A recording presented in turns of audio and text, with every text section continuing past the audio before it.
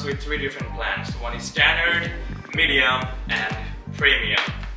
So with the standard pack, you will get in total 7 accessories here, and with the medium one you will get 10, and with the premium one you will get 17. So now let's unpack what you will get with the Rhino 008 standard package. In total you will get 7 items here. So number 1, you will get a gloves here, 1 tourniquet, that's very important.